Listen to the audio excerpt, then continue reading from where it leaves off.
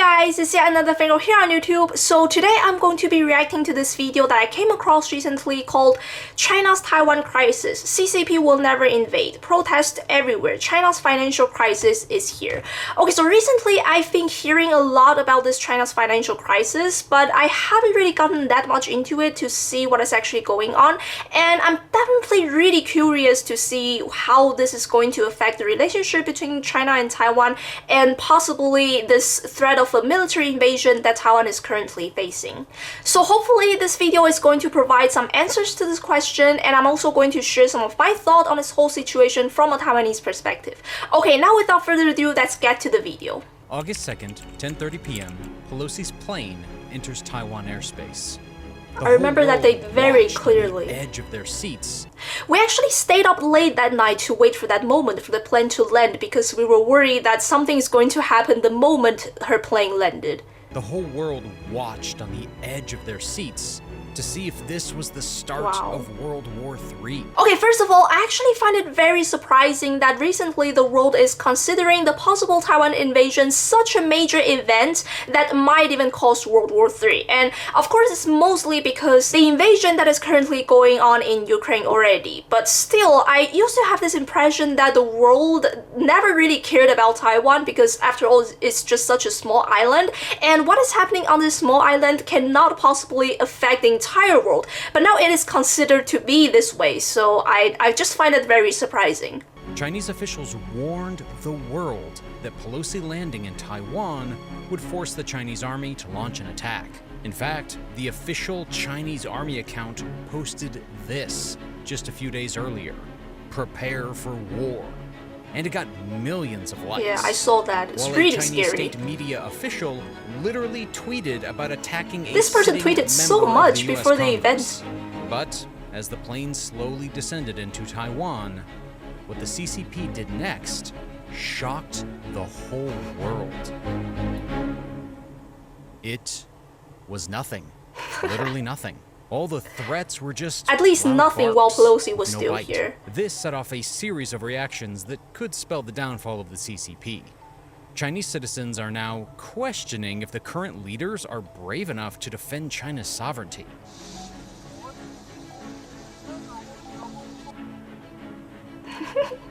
Okay, so if you look at the third hashtag here, it basically means that CCP took a huge stone and hit their own feet with the stone. And I actually also heard about this metaphor in a comment from a person from the PRC, basically telling me the exact situation currently going on in the PRC, and I basically also used the same metaphor to describe the current situation, and I found it very funny. Outrage got so bad that the CCP had to block off Chinese social media sites so I didn't news know didn't about spread. this. State media outlets had to turn off comments on their website so people couldn't share their thoughts on the news. Popular memes like this one started going viral on social media, basically making fun of the CCP's incompetence. But this is not anything new. In fact, the CCP has done this countless times over the last 40 years. And today, in this video, I want to expose the reason behind why the CCP always says it will invade, but in reality, it never will.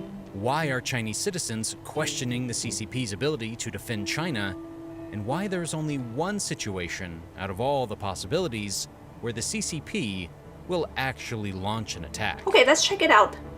But for us to truly understand the CCP's current relationship with Taiwan, we first have to look back to understand why China still considers Taiwan to be a part of China.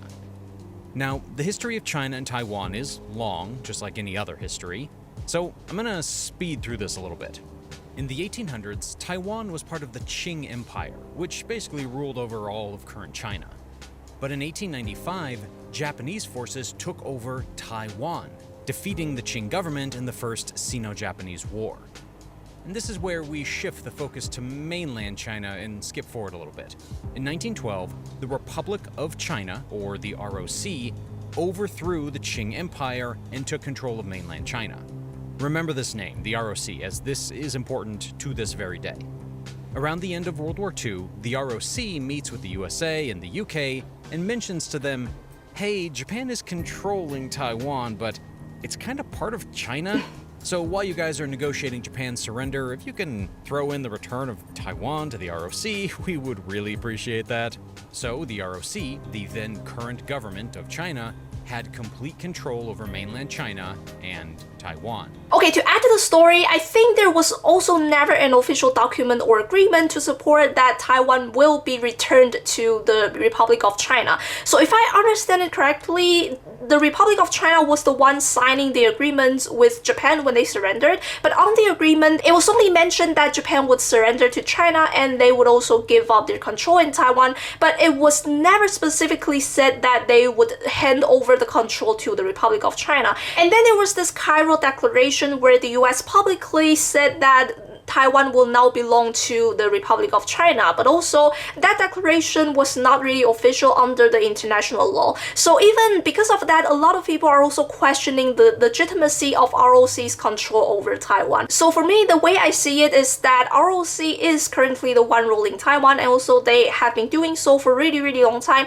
and they do have this historical background to support that they have taken over Taiwan. So I kind of can accept that they are the one ruling Taiwan right now, but on the other hand, the PRC also claim that they rightfully own Taiwan, and that I really can't accept because they do not have that historical background to support that they have taken over Taiwan compared to the ROC, and also currently it is true that they do not have any direct control over Taiwan. So that's the difference I would say in between ROC's claim and PRC's claim that they own Taiwan. But when the ROC is distracted by all of this, a full-scale civil war is started by the Communist Army, whose leader is this guy, Mao Zedong. The red sun in the sky. After winning, he set up the People's Republic of China, or PROC, which eventually became the CCP. Now, the old government, the ROC, flees mainland China and moves to Taiwan. Now, Mao wasn't too happy with the old government taking a piece of China from him, so he decided to invade Taiwan, but lost. This was that was not the actually end, though, quite surprising, as Mao at least already to started me. planning for a second invasion of Taiwan. This is when the US stepped in to protect a non-communist government from losing to communism. Congress passed legislation promising US support if Taiwan is invaded. The US said to Mao that if he didn't leave Taiwan alone, we would nuke China. This is when China realized that if they wanted to be a superpower, they needed their own nuclear weapons. Good old mutually assured destruction. Even the threat of nukes didn't stop invasions for too long, but Mao was never successful and then he died in 1976. Since then, there hasn't been any invasion, but a lot of talk and threats about a potential invasion. Okay, to be fair, the ROC at the time was also planning to take back the mainland through military invasions, so the invasion threat really went both ways. It's just that the ROC was always just too weak and not strong enough to make any moves, but the PRC was. After Mao's death, the relationship between China and Taiwan started improving a little. Taiwan relaxed rules on visits to China, and in 1991, the ROC, or Republic of China, remember this is the official name for Taiwan, proclaimed that war with the CCP was over. China proposed the so-called one country, two systems option. This part is which it very said would allow important. Taiwan significant autonomy if it agrees to come under Beijing's control. This system underpinned Hong Kong's return to China in 1997, and the manner in which it was governed until recently, when Beijing finally sought to increase its influence. Yeah, so that didn't go as planned in Hong Kong. And Taiwan, yeah, they saw this coming and they rejected the offer back then. I'm really glad that they specifically mentioned this one country, two system thing and the fact that Taiwan rejected it. So I'm recently quite surprised to learn that so many people seem to think that Taiwan is already under this one country, two system rule, putting it in the exact same situation as Hong Kong. But no, as long as Taiwan does not agree to this one country, two system rule, it is not like Hong Kong in that PRC does already have direct control over Hong Kong, and thus you will see these things that are going on that the PRC are doing to Hong Kong, but you are not seeing the PRC doing the same to Taiwan because they do not have direct control over it, at least not yet. So that being said, you really cannot use Hong Kong as an example to support your argument regarding Taiwan, because I've seen so many people doing that, but that comparison is already invalid because, as said, one is already a part of the People's Republic of China and the other isn't. So Taiwan's autonomy is in a complicated position. But in 2000, it was the first time a Taiwanese president has openly supported independence. This scared the CCP, and they made a new law, the Anti-Secession Law, stating China's right to use non-peaceful means against Taiwan if it tried to secede from China, as if they hadn't tried military action before. Because of their open support for independence, the DPP party has been nicknamed the Pro-Independence Party. And when they are in power in Taiwan, China becomes more and more aggressive with their threats towards like what Taiwan. is currently going on. Then, in 2013, this man came into power. China's once-in-a-decade transition of power was completed earlier today. Xi Jinping. Xi Jinping. Xi Jinping. Xi Jinping. Xi Jinping has just been elected president of China. It was actually not until recently that I know that there's also president election in China. I was quite surprised. Near unanimous vote, with 99.86% of the vote. Won by 2,952 votes to 1.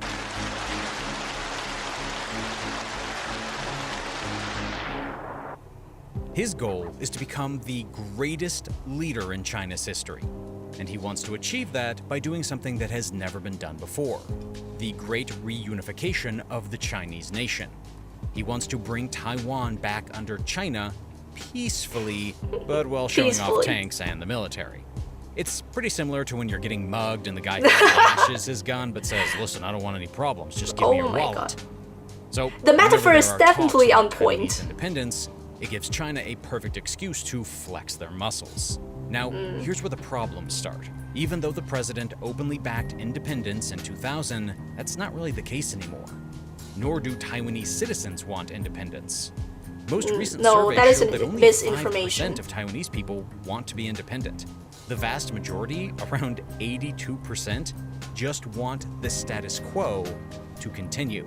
Okay, so there's already a comment pointing out the false statement saying that most Taiwanese people don't want independence. So simply put, it's not that most Taiwanese people don't want independence. We simply see the risk and think that it's too dangerous right now to declare independence. Because the moment we do that, the moment China would definitely just begin this war with us. Because this action of declaring independence on Taiwan's side will leave China no other choices. So if the situation is instead that Taiwan have this choice to become independent without facing the threat of a war with China, then definitely, as the comment said, I think a huge portion of that 85% of people saying they want to keep the status quo will also support independence. So why is the CCP being so aggressive about its stance against Taiwanese independence if Taiwan isn't even pushing for independence? Well, because it is. Okay, this entire part unfortunately just gives out a huge misinformation because definitely in recent years,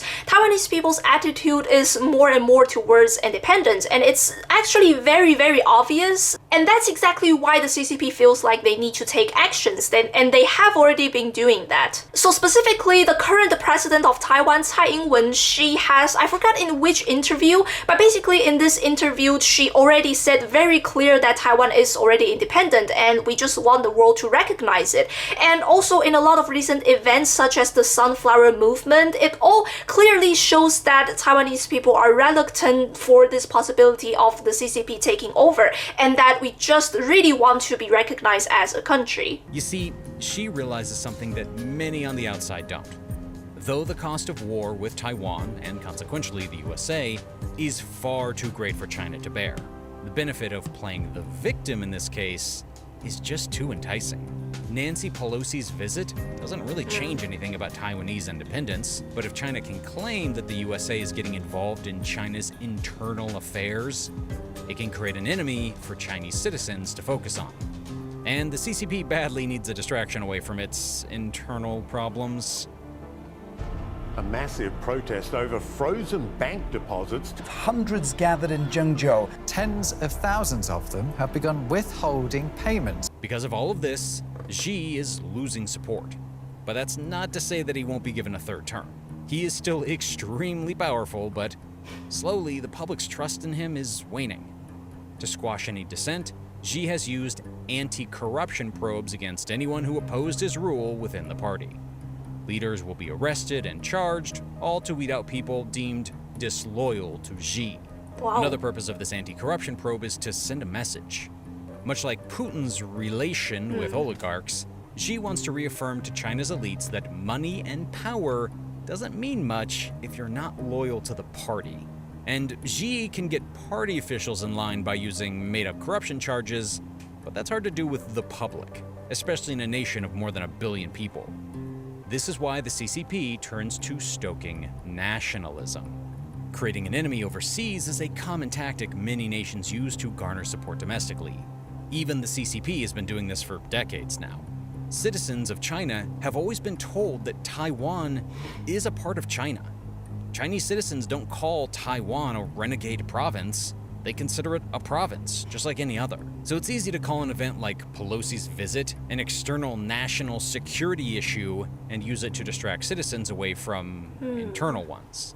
The funny thing is that the Taiwanese government has also kind of been doing the same thing, but on a smaller scale. So I mean, to create an enemy overseas to distract the people part. So sometimes they would mess up and they would blame it all on the CCP, saying that, oh, it's all CCP's fault that we cannot do this and we're facing this problem. So it's kind of a meme right now in Taiwan that they would always use CCP as an excuse when they mess up. It's really funny. At the moment, Taiwan is much more useful for the CCP as a distraction away from local problems than actually controlling it. Every time there's a problem internally, the CCP can scream about the crisis in Taiwan and distract citizens' attention away from internal problems. The sentence actually really shocked me, that Taiwan is currently more useful to CCP when separated from them than if they already have control over Taiwan.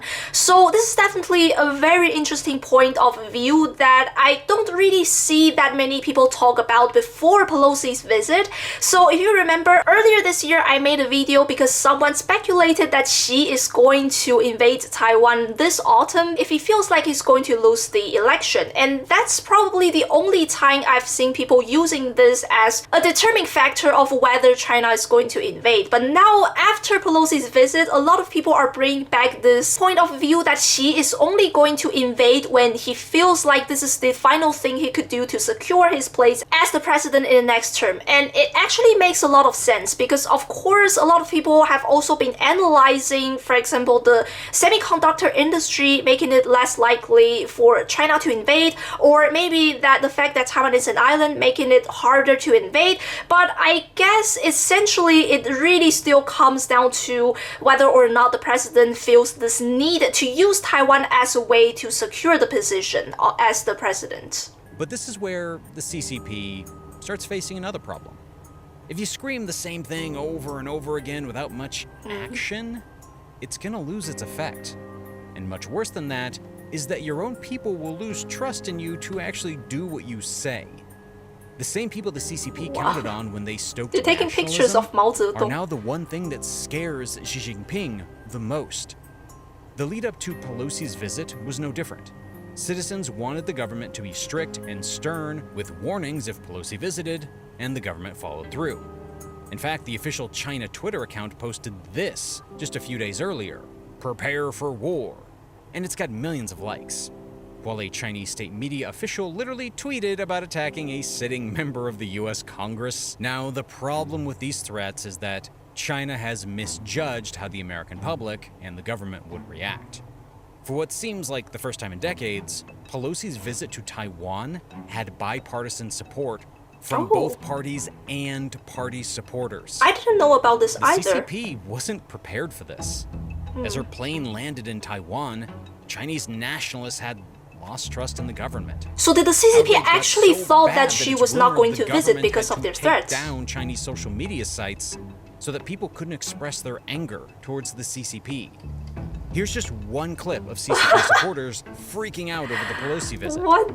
The next day, protests were organized over the CCP's inability to stop Pelosi, and state media had to turn off comments on their websites because people were too dang angry. Okay, I really wasn't aware of what is happening in China this entire time because during and shortly after Pelosi's visit, I was too worried about what China is going to do with all of these military drills. And I have received this comment from a person from the PRC telling me that there are backlashes going on within the country because the government didn't actually do anything to Taiwan. But I wasn't aware that the backlash was so bad that they even had to censor it. That's super crazy and kind of funny to think about.